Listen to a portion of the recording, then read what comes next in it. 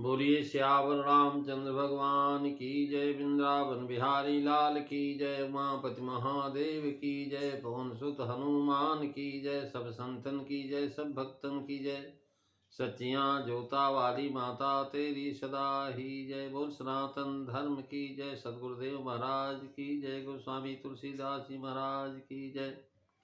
आदरणीय श्रोतागणों, मानस चिंतन चैनल पर आप सभी का स्वागत है। पिछली चर्चा में आप दोहा नंबर 41 की जो है 5वीं और 6वीं चौपाई पर विचार कर रहे थे बालकांड के अंतर्गत। आज हम जो है दोहा नंबर 41 की 7वीं चौपाई पर और 8वीं चौपाई पर विचार करने की चेष्टा करेंगे। आइए पहले चौपाइयों का अनुसरण करें।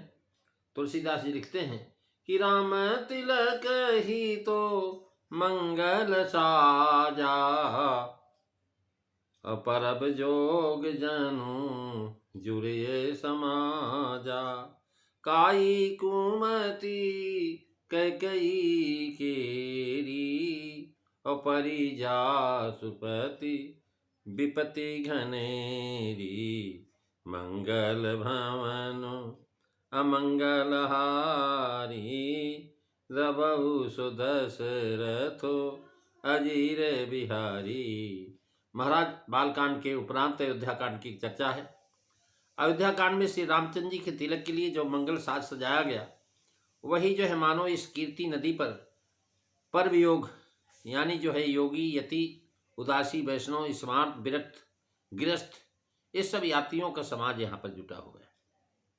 पर्व योग होने पर सरजू जी पर बहुत भीड़ होती है।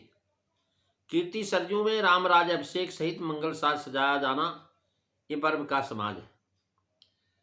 जब अमावस्या को सोमवार हो और अमावस्या 3 प्रहर भोग करे, तदंतर चौथे प्रहर पर पदपदा प्रवेश करे, तो ऐसे योग में रवि को राहु भोगता है, अर्थात ग्रहण होता है।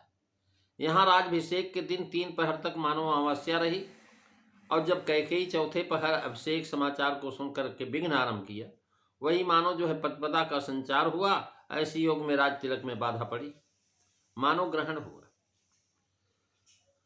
और कह रहे हैं महाराज जो है इस प्रकार से यद्यप पर में शब्द में किसी भी प्रकार का ग्रहण नहीं हो सकता, अभिषेक के लिए जो है लगे सुमंगल सकल सब विधि अनुकूल विचार।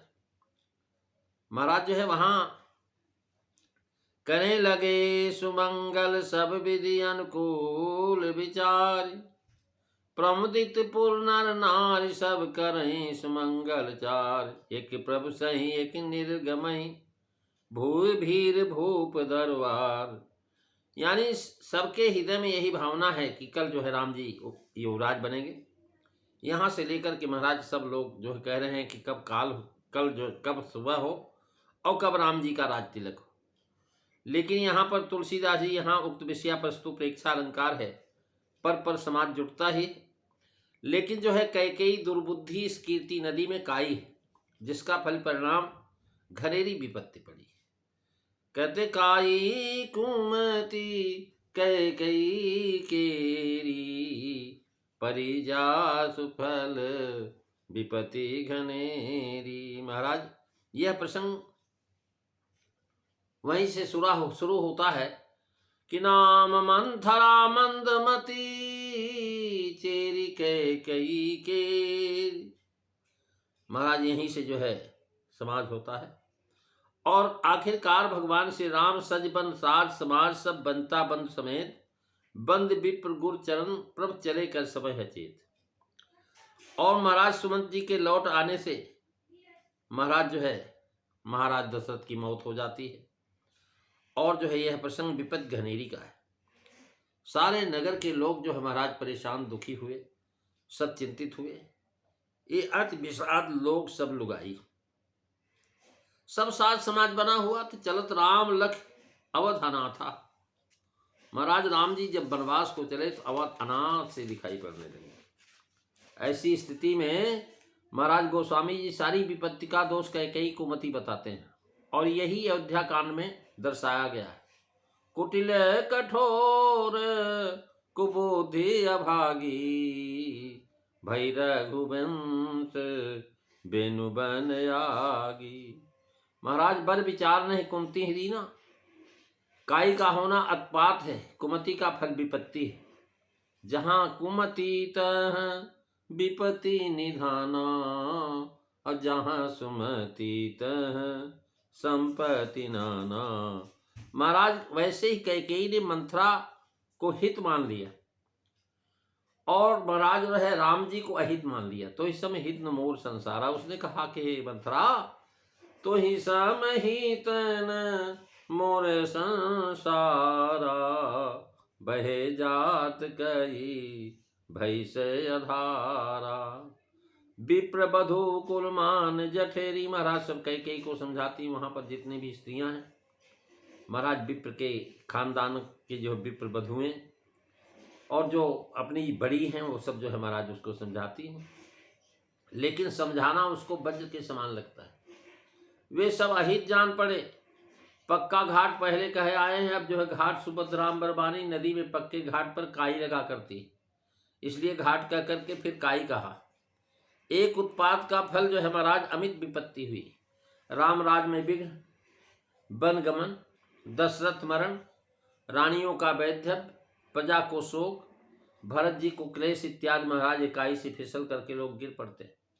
यहाँ सारी विपत्तियां आके गिर पड़ी। कैकेयी हृदय में महाराज मंथरा की बात अच्छी लगना, काई का लगना है।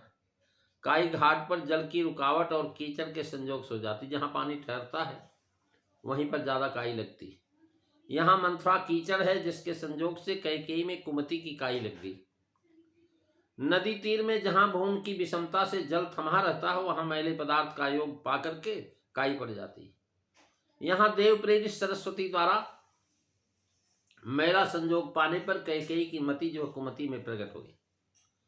काई में बेधड़क चलने से फिसल करके गिरना होता। यहाँ महाराज दशरथ जी जानते नहीं थे कि भाई काई जब आई वे बेधड़क वचन दे बैठे और कैकेयी को बोल दिए कि मैं राम की कसम खाता, जो कहे वही पूरा करूंगा। वह महाराज स्वयं ही जना देता कि यह विपत्ति पूर्णतया फिर नहीं हटी, पड़ी ही रही, केवल कुछ अंश में कम हो गई।